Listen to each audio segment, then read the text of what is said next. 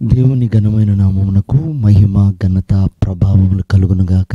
వీక్షిస్తున్న మీ అందరికీ మన ప్రభువైన యేసుక్రీస్తు నామములో శుభాభివందనాలు తెలియజేస్తున్నాం. ఈరోజు మన దేవుని వాగ్దానం లూకా సువార్త 4వ అధ్యాయము 15వ వచనం. ఆయన వారి సమాజ మందిరములో బోధించుచు వచ్చెను. ప్రియమైనటువంటి దేవుని సంగమా, యేసు ప్రభు బాప్టిజం తీసుకున్న వెంటనే ఆయన ప్రసంగాలు చేయలేదు, అద్భుతాలు చేయలేదు. వెంటనే ఆత్మచేత అరణ్యంలోనికి కొనిపోబడ్డాడు. అరణ్యంలో అపవాది చేత శోధించబడ్డాడు 40 దినములు. శోధించబడిన తర్వాత వాక్యము చేత అపవాదిని ఎప్పుడైతే గద్దిస్తాడో కొంతకాలం ప్రభుని విడిచి వెళ్ళింది అని బైబిల్ సెలవిస్తుంది.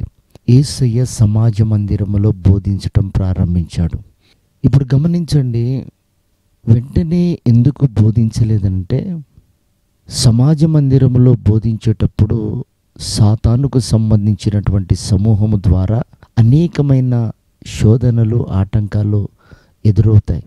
వాటిని మొదట నేర్చుకోకపోతే మందిరములో ఎదురయ్యే అనేకమైన పరిస్థితులు తట్టుకోలేం. అందుకే యేసయ్య ముందుగా అరణ్యంలో శోధించబడ్డాడు. అపవాదిని జయించిన తర్వాత అతడు సమాజ మందిరంలో మాట్లాడుతున్నప్పుడు ఇతడు అందరిలా కాకుండా అధికారముతో మాట్లాడుతున్నాడేంటి అన్నారు. ప్రియమైన వారలారా, ఈరోజు గమనించండి, అధికారముతో గద్దించి మాట్లాడే దైవ సేవకులు ఉన్నారు. గద్దింపుకు ఈరోజు ఎవరు లోబడట్లే, ఖండనకు ఎవరు లోబడట్లే.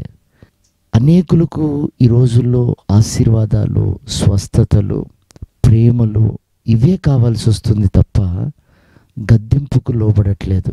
ప్రియమైన దేవుని సంగమా, వాక్యము మనల్ని ఉదక స్థానం చేస్తుందని, వాక్యము మనల్ని పుటం వేస్తుందని, వాక్యము మనల్ని గద్దిస్తుందని బైబిల్ సెలవిస్తుంది.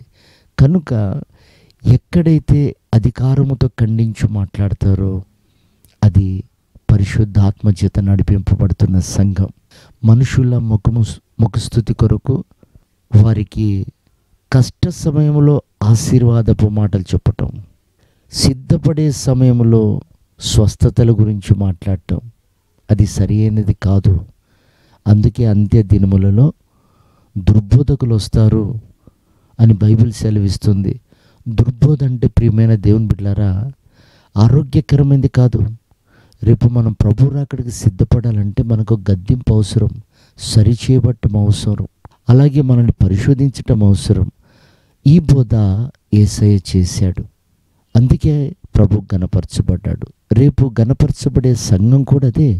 ఎవరైతే ప్రభులాగా ఖండించి సరిచేయబడతారో వారే ప్రభు రాకడికి ఎత్తబడతారు.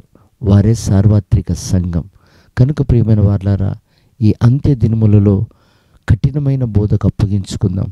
ఇరుకు మార్గంలో నడవటానికి మన మనస్సును దృఢపరుచుకుందాం.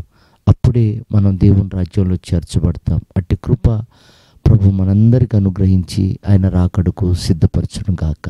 ఆమేన్.